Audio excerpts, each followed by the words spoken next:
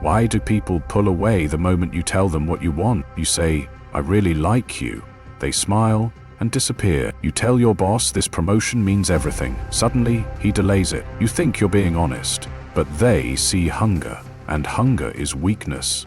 Machiavelli warned, once they know your desire, they know your price. Desire doesn't make you relatable, it makes you readable, predictable, controllable. And in this world, they don't attack mystery, they attack need. In this video, you'll learn how to cloak ambition without killing it, how to build silently while everyone else begs loudly. If your ambition has ever been weaponized by others, this is the moment you take it back. 1. The danger of exposed desire. Desire becomes dangerous the second it becomes visible. Ethan, 34, worked in corporate sales in Singapore. Sharp suit, warm voice, always the first to offer help. He believed people respected sincerity, so he made his intentions clear. He told his manager, "This role means everything to me." He told his date, "I see something real in this." He told his friends, "All I want is to be seen and respected." He thought this was strength. But behind every nod and smile, people were already adjusting their grip. Soon, his boss started assigning him extra work without extra pay, knowing Ethan wouldn't say no. The woman he admired started teasing, delaying replies, knowing he was already invested. Even his friends stopped checking in, because Ethan always came back first. At first, he brushed it off as bad timing, bad luck, maybe people were just busy.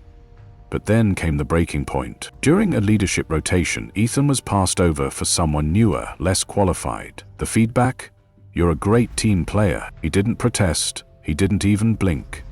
But in that stillness, something cracked. He sat in the stairwell, staring at his phone screen, replaying months of effort. The lunches he initiated, the emails he stayed up rewriting, the patience he kept swallowing. And for the first time, the thought hit him, maybe they all knew, and I was the only one pretending not to. He hadn't been rejected for lacking potential, he'd been disarmed by his own honesty. In the world Machiavelli saw clearly, clarity is a liability. When you tell people what matters to you, you hand them the manual to control you. Desire should be like a loaded weapon, known to you, invisible to them, revealed only in moments of power, not emotion. When people see what you want, they stop seeing who you are. You become a path, a tool, a pawn in a game you didn't know you entered. Everything evolves at your pleasure, becomes your hermitage. They don't have to overpower you, they just need to reroute your hope until you betray yourself trying to chase it. In 30 seconds, I'll show you why silence isn't passivity, it's positioning, and how scarcity doesn't repel people, it makes them obsessive. He thought openness would earn him trust, but every confession was a surrender, every clear want was a soft spot marked. He believed he was building connection, but what he was really building was leverage for others to use. He wanted to be seen, but the more he revealed, the less they looked. So ask yourself, when was the last time you gave someone a map and they used it to respect you, not reroute you? Here's a new rule to test today. Don't reveal the thing you want most, not to prove a point, not even to gain sympathy. Stay calm, let silence build tension, let them guess. Because once they know what moves you, they no longer need to beat you.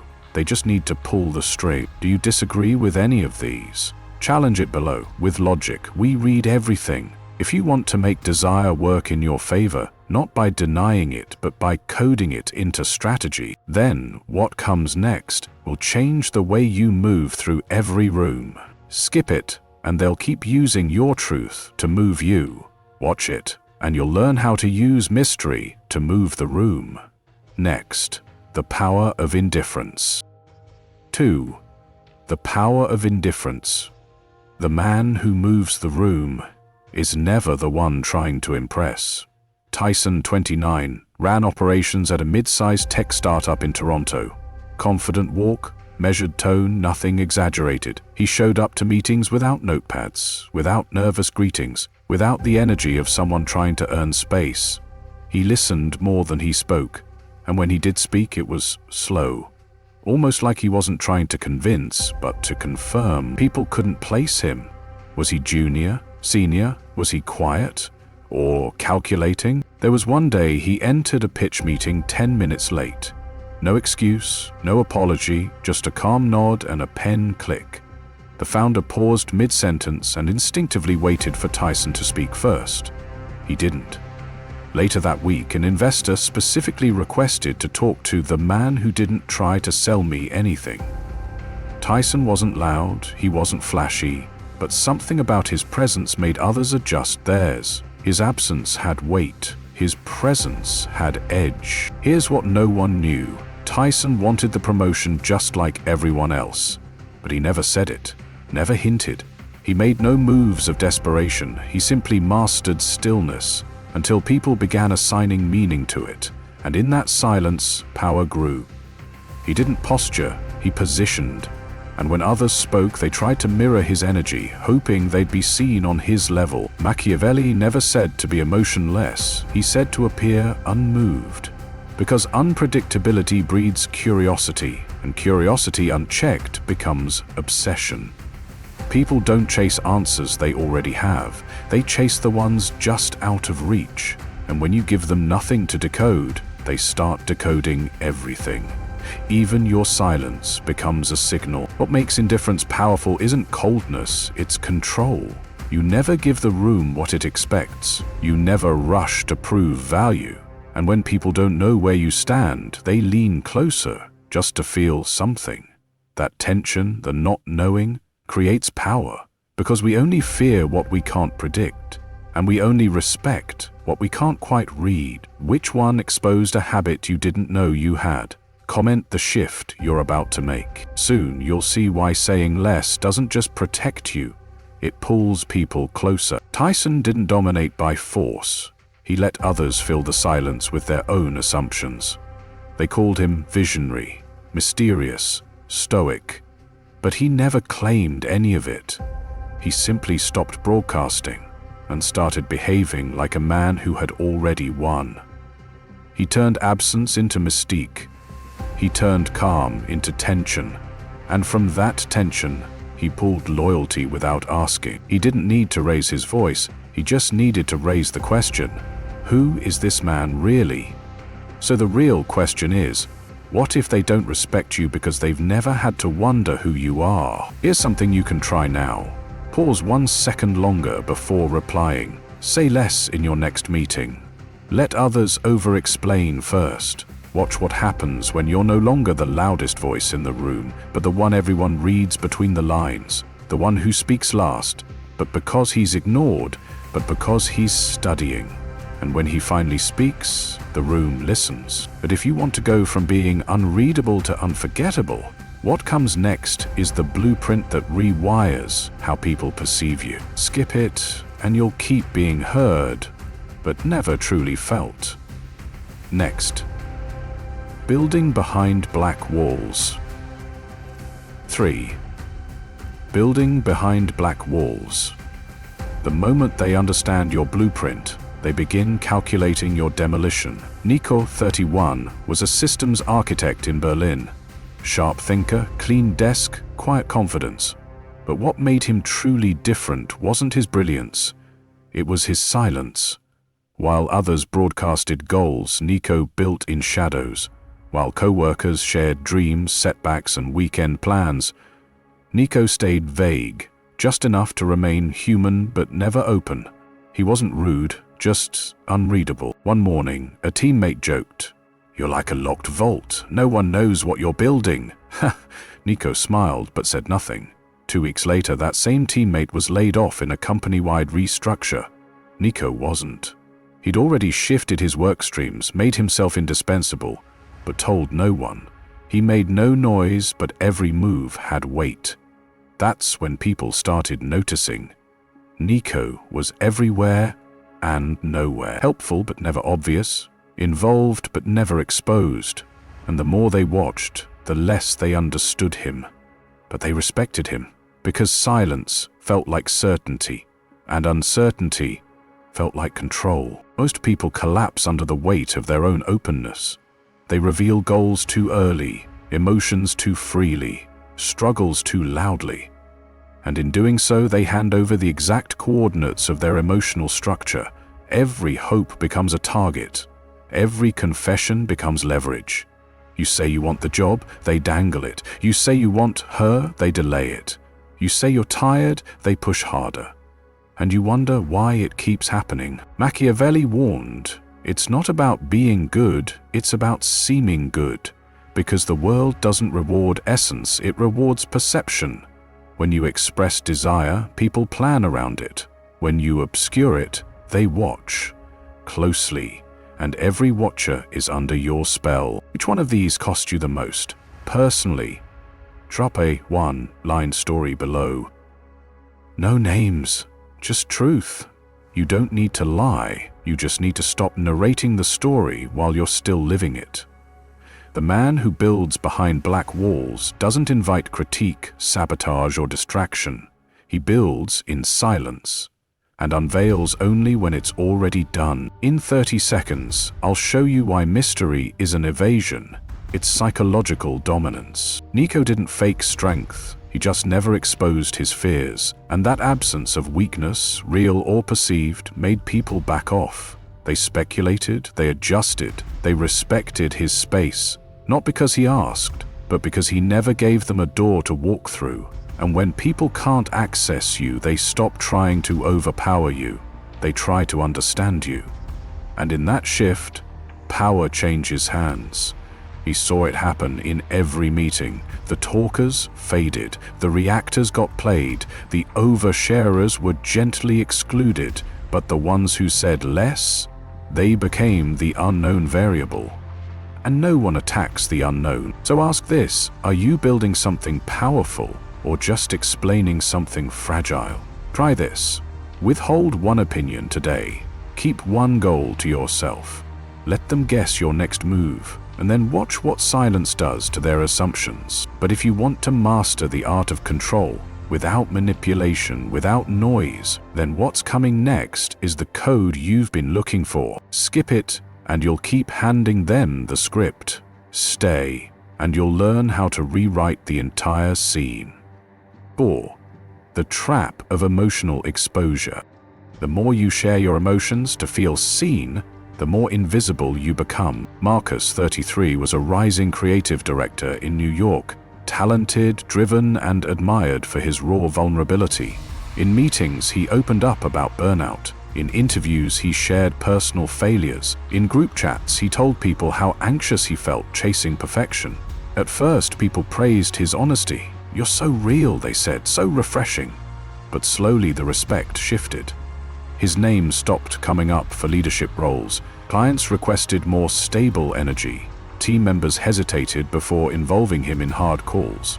One even said, "He feels too close to the work, like it affects him too much." Marcus didn't understand. He thought being open built trust, but trust doesn't come from exposure, it comes from containment. The moment he became emotionally legible, people stopped wondering.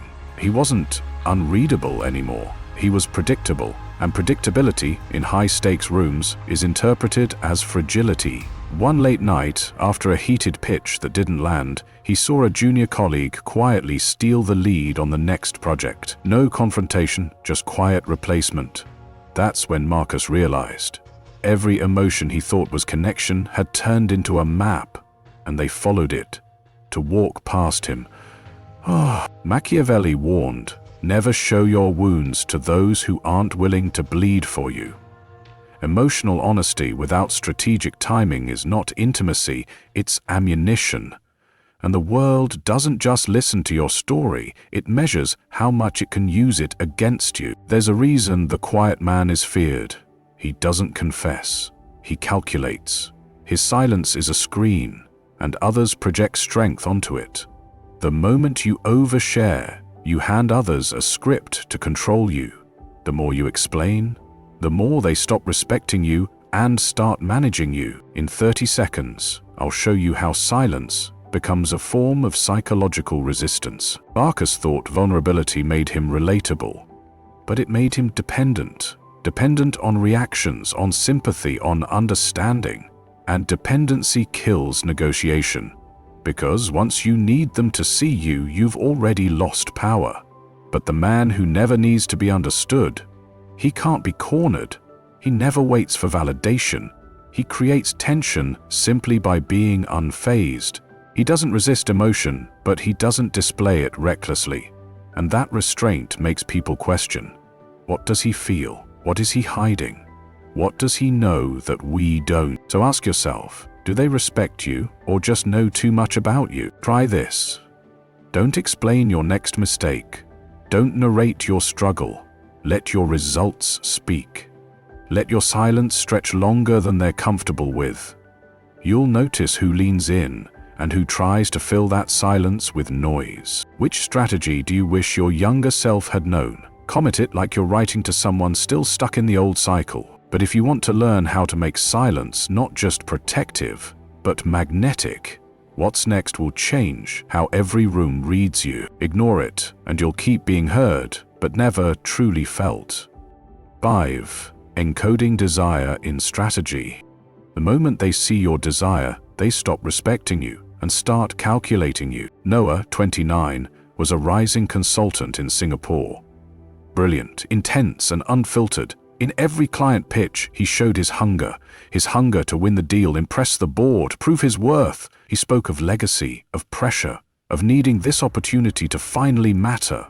At first, clients were drawn in by his fire. It felt passionate. But then came the cooling. Delays, ghosting, passive rejection, until one senior partner took him aside and said, "You want it too loud. That makes you too easy to move." Noah froze. All this time, he believed showing his desire proved commitment, but it had done the opposite. It gave others the upper hand. In every negotiation, they knew how much he wanted it. That meant they controlled the timeline, they controlled the price, they controlled him. And for a man who thought passion was power, it was the most silent betrayal. He didn't fail because he wanted too much. He failed because they knew exactly what he wanted and exactly how to withhold it. Machiavelli understood this centuries ago. Desire is not weakness, but its exposure is. The man who wants something and hides it holds all the leverage. The man who wants something and reveals it gives away the map to his defeat. Like a gambler who shows his cards with trembling hands, the man who confesses desire becomes predictable. And once you're predictable, you're no longer dangerous. Strategy requires opacity. It's not about lying, it's about layering. You can want everything and still look like you need nothing. That's the paradox of control. Still water is deep, still men are feared. In a moment, you'll see how ambition becomes magnetic when it's encoded, not declared. Noah used to think that clarity built trust, but trust isn't built on exposure, it's built on restraint. His transformation didn't begin with less desire, it began with less expression. Now, he moves quieter, he speaks in implications, he lets others guess, and in guessing they become invested. And that's how he wins, not through persuasion, but through tension. He didn't kill desire, he learned to dress it. He kept the fire, but locked it behind glass.